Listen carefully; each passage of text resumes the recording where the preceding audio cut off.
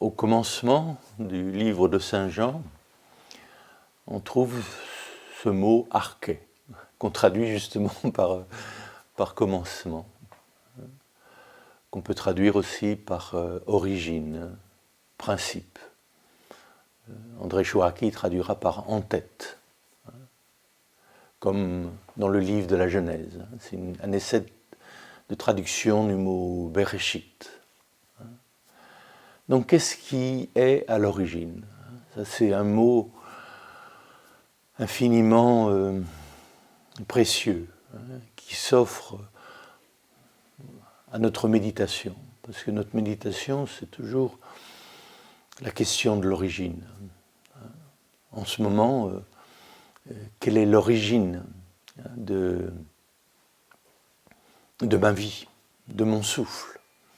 D'où vient le souffle et où retourne le souffle? C'est la question de l'arché. En ce moment, d'où me vient la conscience?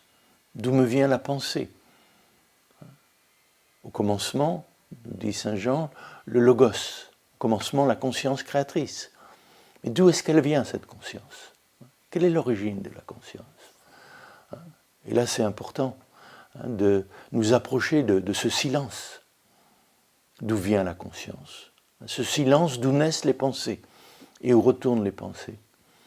Comme ce silence d'où naît le souffle et où retourne le souffle. Arché. C'est aussi l'origine de nos émotions, de nos sentiments, l'origine de notre désir. Et d'un point de vue pratique, si nous voulons vivre ce mot, l'étudier avec tout notre corps, notre sensorialité, notre pensée, mais aussi avec toute notre affectivité, c'est bon de se demander qu'est-ce qui est à l'origine d'un désir? D'où me vient ce désir? Non seulement d'où me vient cette pensée, d'où me vient ce souffle, mais d'où me vient ce désir, cette émotion? Et là, on remarquera que souvent, cette émotion, elle naît d'une mémoire, d'un élément du passé. Et il s'agit bien d'observer cela, dans ce qu'on appelle le processus d'anamnèse, de se souvenir de nos traumatismes passés, de tout ce que nous avons prévu, qui conditionne notre vie émotionnelle et affective, et la rend quelquefois bien compliquée ou difficile. Mais l'anamnèse que nous propose l'évangile de Jean, par exemple, c'est de nous souvenir plus profondément de ce « je suis » qui désire en nous. Qu'est-ce qui est à l'origine de toutes nos pensées, de notre souffle, mais de toutes nos affections?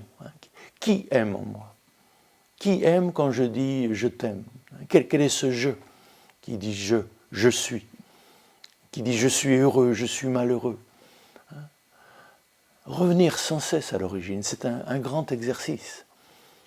C'est l'exercice que propose Jésus quand il nous invite à connaître le Père, l'origine de « je suis », l'origine de son être même, l'origine de la vérité qu'il transmet.